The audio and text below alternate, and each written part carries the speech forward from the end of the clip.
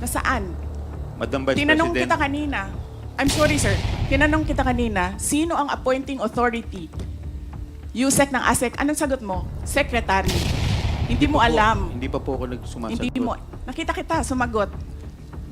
Camera. Nakita kita, sumagot. Sinabi mo, Chairman, Secretary. motion to Hindi suspend. niyo alam lahat. 1 Na minute ang reset. nag-a-appoint One ay minute President. suspension is declared by the chair. Madam Chair. Yes, you may proceed. I request that the chairperson of the Finance Committee preside over this hearing. Vice President, with due respect, you are not allowed to do that, Madam Vice President. Ano mo yung sinabi niya, ma'am?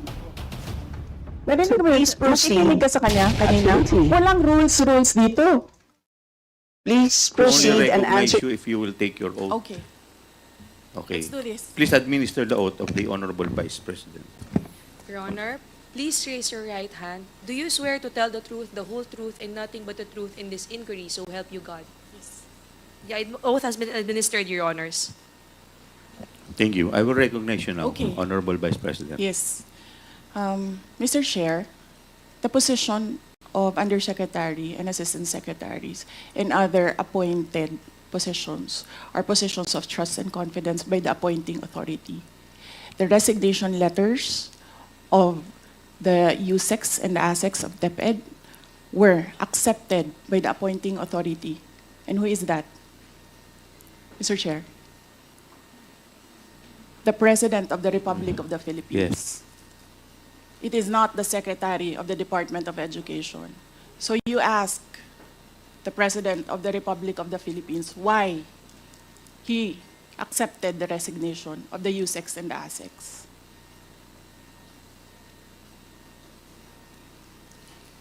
What is the point, Honorable Vice President? Ang sinasabi ko sa inyo, bakit nyo kine-question ang due process? Tanungin nyo ang appointing authority, bakit niya tinanggap ang resignation letter?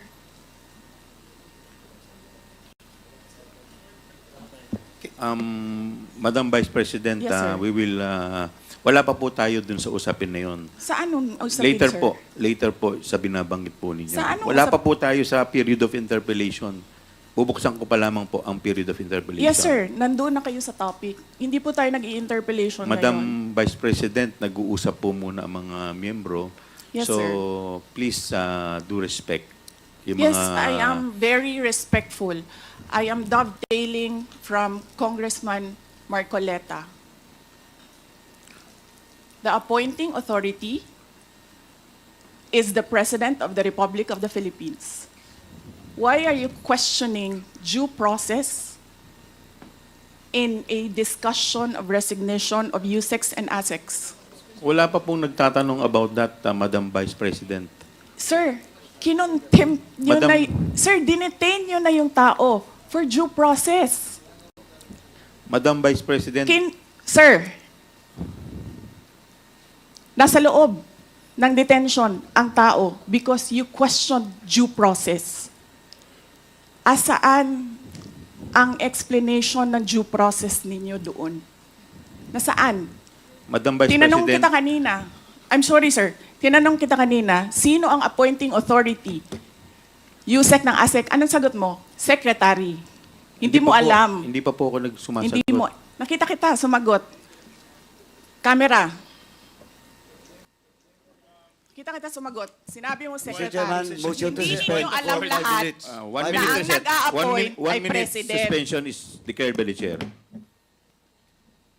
From the minority, we have our Deputy Minority Leader, Franz Castro. Thank you. Madam Chair. Thank you, Madam Chair. Am I Madam Chair. recognized? Yes. Yes. Yes. Yes, Madam Vice Yes. President. I would like to forgo the opportunity to defend the budget in a question and answer format. I will leave it up to the House to decide on the budget submitted. Madam Vice President, we have 17 members listed for interpellation. And as you know, you've been here many times for our budget briefing, that this is an important part of the budget briefing. The GAA, the General Appropriations Act, is arguably the most important piece of legislation every year. At kasama po ito, ang pagtatanong at pakikinig po sa sagot po ninyo ay napaka-importante pong input sa aming pong trabaho. So, yun po, kami po ay, we will proceed to ask questions. Madam Chair, my answer for every question will be, I will forgo the opportunity to defend the budget of the Office of the Vice President through a question and answer. And I will leave it to the House to decide on the budget submitted. So, magsasayang tayo ng oras dito, paulit-ulit yung sagot. That is acceptable to us. Unless I hear any objection, that is acceptable to us. Okay. Because it is, I believe, karapatan din po ng bawat Pilipino na marinig po nila ang katanungan po ng 17 po na nakalista sa ngayon. Palagay ko, kung meron pong dadating dito, baka dumagdag po. Pero marami pong issues na hinaharap po tayo ngayon. Kayo po mismo, nakikinig po kami sa inyong speech po kanina, kahit na hindi po siya related po sa ating budget. Marami pong na-spark na mga tanong, kaya palagay ko, kaya nga sinabi ko kanina, ilimit natin ang mga tanong tungkol sa budget.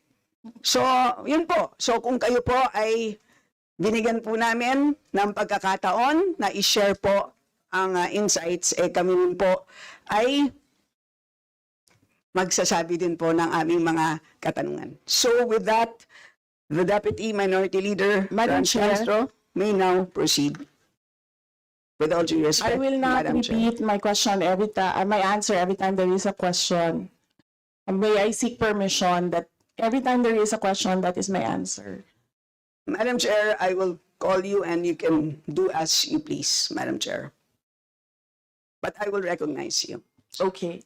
And then, Madam Chair, may I be given the opportunity to explain why I will not and I will forgo the opportunity to defend the budget in a question and answer in the committee and leave it to the House of Representatives to decide on the budget submitted.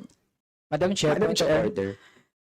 Kasi po, tapos na ang presentation time kanina. So that was the opportunity for the resource person para magsalita. So now we have formally entered the interpellation period. So mas mainam po na pakinggan na ng Vice Presidente ang tanong na ating mga House members. Tama po. So, the Chair agrees with the Honorable Chair, Manuel. Excuse me, We will Madam proceed with the question and excuse me, Madam Chair. Wait or order. please wait to be recognized, sir. So, we will proceed That's why at this point point. of order, Madam Chair. And what is your point of order? May we know the rule on which your point of order is based? The Honorable Bautista, may we know the rule on which your point of order is based? Because the Vice President already manifested that Kindly, sir, present the rule so we can rule accordingly. What is the rule on which your point of order? What is the point of order first and the rule? On which this is what's the based? point of order also of Congressman Raul?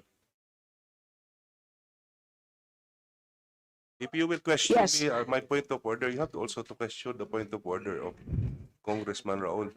So we will make the Honorable Manuel repeat his point of order and the rule, because this is clear based on the rules that we approved during our first hearing relating to the budget. So please repeat that.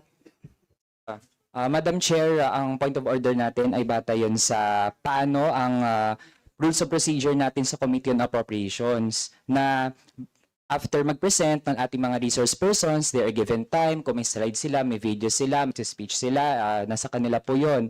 And after that, ay magpo-proceed sa questions ng ating mga mambabatas. So yun po yung established rules natin sa Committee on Appropriations na supposedly ay alam din ng lahat ng mga members natin. So kung iniiba natin yung format, yan ay pagbabali dun sa established rules ng committee, Madam Chair. Yes, and Madam Chair, so, excuse me, Madam Vice Yes, President, there's a point of order that was raised, so we have to first rule on that. So there's a procedure that we have to follow. yes, Madam, may I just say that this is not part of the presentation? This is an explanation of my answer. no, but there is a Diba? point of order which we will have to first decide upon. Pasensya na po. So, there's some, are you objecting to the ruling of the chair, the Honorable Bautista? So we have taken note of the point of order, which we have accepted, and at this point, the chair rules that we shall proceed. So the Honorable Franz Castro may now proceed with her interpellation. You have the floor, ma'am. So, Madam Chair, siguro first observation, no, yung on the budget for the 2024, yung Vice President na nagsabi, Madam Chair, na slow and low utilization. So, nakita naman natin doon sa presentation.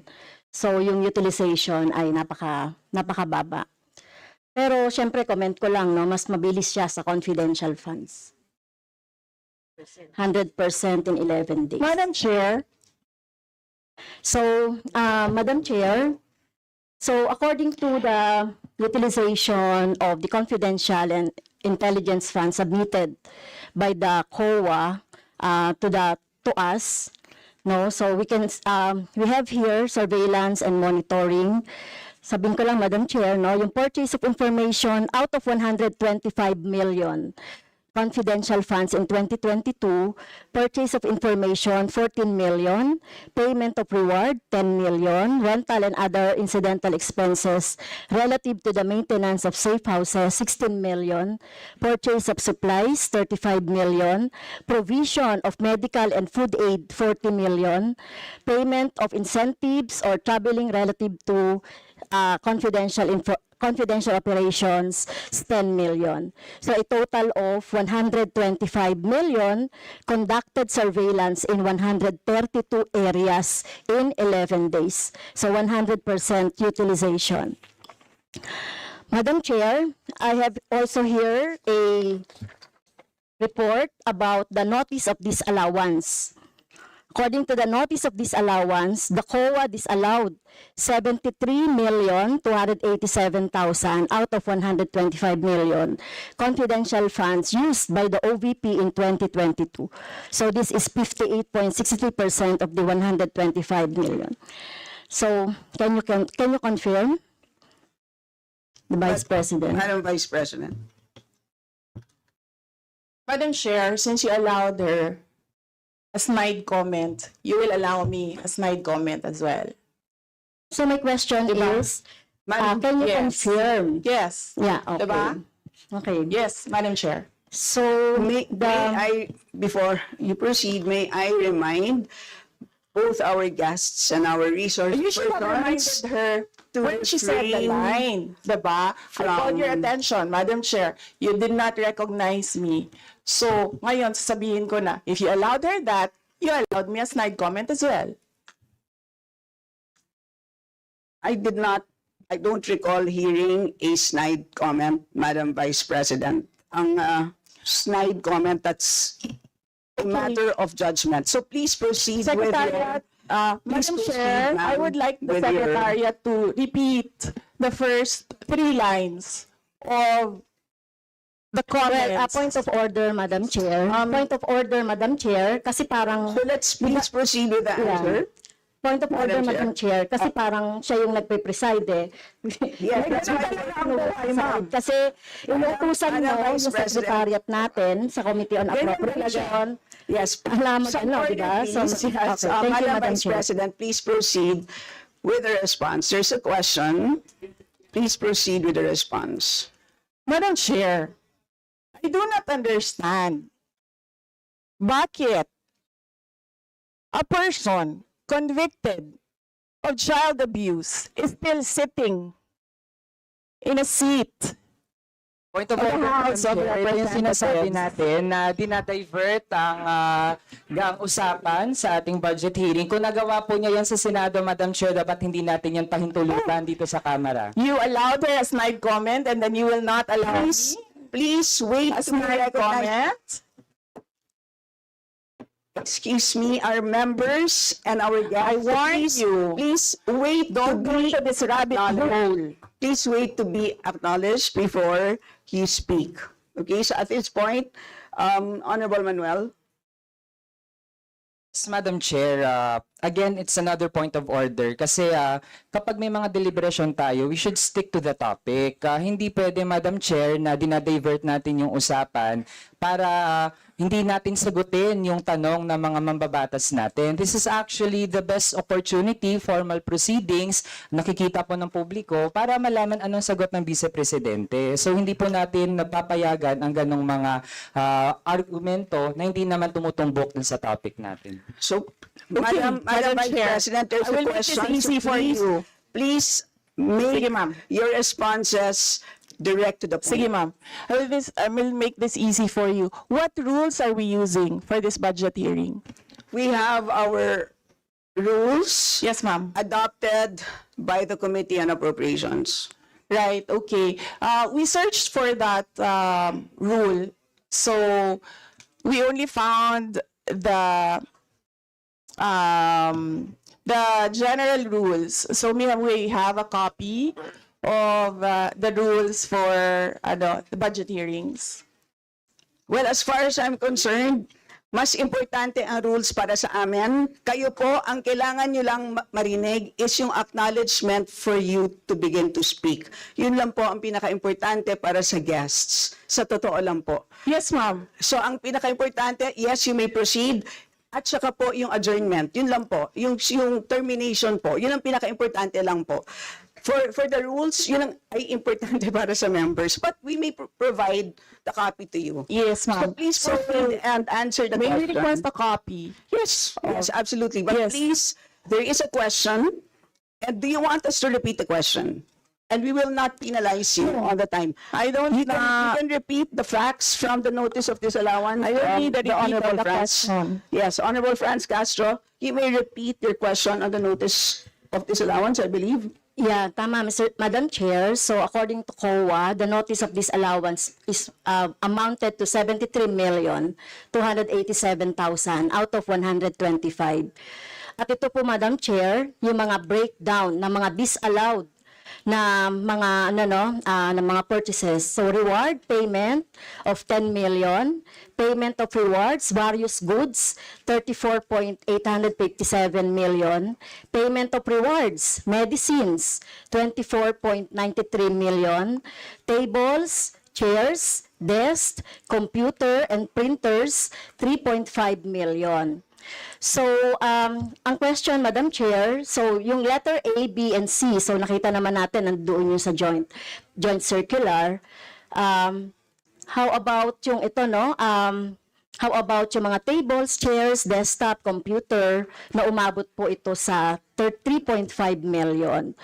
So, pwede bang maipaliwanag kung bakit ito pinurchase, Madam Chair? Madam Vice President. Madam Chair, I still request for the rules of the budget hearings. Okay, Vice President. gusto mo sagutin ko, ma'am. Yes, Madam. This is a hearing of the budget of 2025. Nasaan dito ang confidential funds? Yung tanong niya, Madam confidential Chair. funds. Nasaan dito? Honorable Madam Franz, you may Ito yung continuing, continuing questions pa natin noong 2024, during the last budgets. hindi na ipaliwanag itong 125 million na alam naman natin na wala ito sa budget ng 2022. So, ito, Madam Chair, sa rule naman natin, lahat dito tinatanong no? So, according to the budget, whether it is in the past, kasi nakikita natin yung utilization noong mga budget, kahit na yung past years, ay pwede nating busisiin dito, Madam Chair. Tama ba ako, Madam Chair? I will agree with you, the Honorable Franz Castro. You may proceed, Yes, Madam ma'am. Vice President. Yun yung sagot ko, ma'am. Nasaan ang topic natin dito at ang pinasubmit ninyo sa amin is the budget proposal of 2025. Where in the budget proposal of 2025 is the item confidential funds. In aid of legislation nga ninyo, nakalagay nga doon sa rules ninyo, diba? The discussion should be germane to the topic. The topic is the 2025 budget proposal. Now tell me, Madam Vice Where President, the Honorable Franz confidential Castro has already provided a sufficient explanation for why she asked the question. So please proceed with your answer. Madam Chair, It's a very why are we simple discussing question. the budget of 2023 and 2024? Honorable Franz Castro. So, kung ayaw niya sagutin, Madam Chair, so let me go through na lang with my question. Kasi related naman ito. Remember, Madam Chair, question natin ito noong last year, at yung 125 million na ito ay hindi ito maipaliwanag, no? Dahil nga confidential no? Nagtago sa word na confidential. At ngayon, kailangan nating maipaliwanag at it is in the interest of the people. Yung 125 million na ito, Madam Chair, kaya kailangan ito na mabusisi at kailangan ito maipaliwanag ng OVP. Kaya hindi tayo pwedeng questionin ng mga rules, questionin ng mga topic, etc. Dahil related din naman talaga ito sa budget, Madam Chair. Madam Chair, Yes, you may Yes. proceed. I request that the chairperson of the Finance Committee preside over this hearing. Madam Vice President, with due respect, you are not allowed to do that, Madam Vice President. You are not allowed to introduce any motion. You are a research person this Not- hearing, Madam President, I did Vice not move, President. ma'am. I requested, the same as vein- your research person, I requested So that the your request chairperson is of the denied, committee. Madam Vice President. Just please answer the question. The issue on confidential funds falls squarely within our discussion of your 2025 budget. Narinig mo yung sinabi niya, ma'am? Narinig So mo please proceed. nakikinig ka sa kanya kanina? Absolutely. Walang rules dito. Please proceed and answer the question. It's a very simple question. Di ba? Please explain the specific spending on those items that she enumerated, amounting to a total of, Honorable Franz, do you want to Amounting repeat to a that? total of 73.287 million. So, dahil may notice of disallowance, so ibig sabihin, Madam Chair, illegal ito at not in accordance with the joint circular by the COA, BBM, and other related agencies. So kung ito ay dinisallow, so ibig sabihin illegal yung paggamit nito. Madam Chair, nitong mga items na binanggit ko po, Madam Madam Chair. Chair, you Madam cannot Vice President. you cannot allow a member of the House to just claim that it is illegal.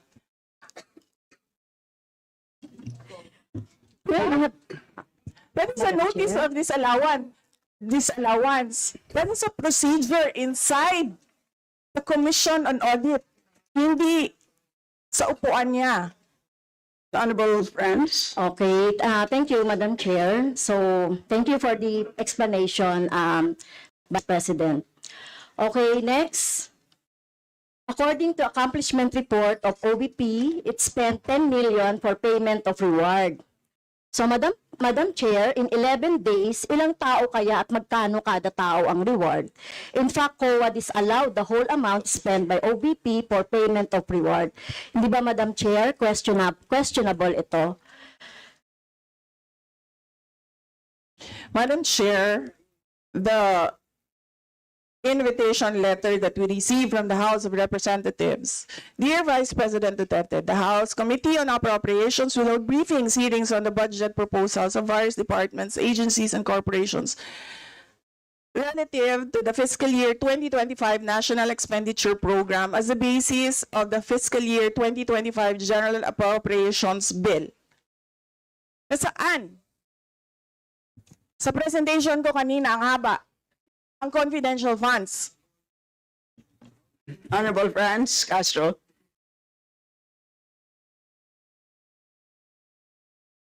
Luistro. Luistro, yes. Is that wala siyang time na isa-isahin per letter yung letter namin sa Commission on Audit on why the requested documents should not be released to Congress. Pero nakahanda na yung mga sagot niya sa lahat ng arguments namin sa national security, sa due process, and sa separation of powers. Is this part ba of what you said earlier, Representative Kimbo, let's stick to the plan? Yun yung narinig ko sa iyo kanina na hindi mo in-accommodate yung point of order na question. And to answer, the Office of the Vice President,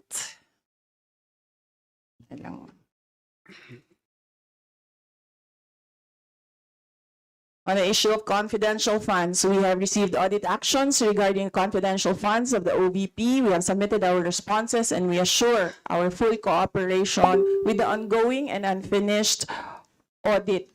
We are cooperating and answering all the questions in the proper venue that is inside the Commission on Audit, not in the budget hearing for the 2025 proposal of the OVP budget. Thank you.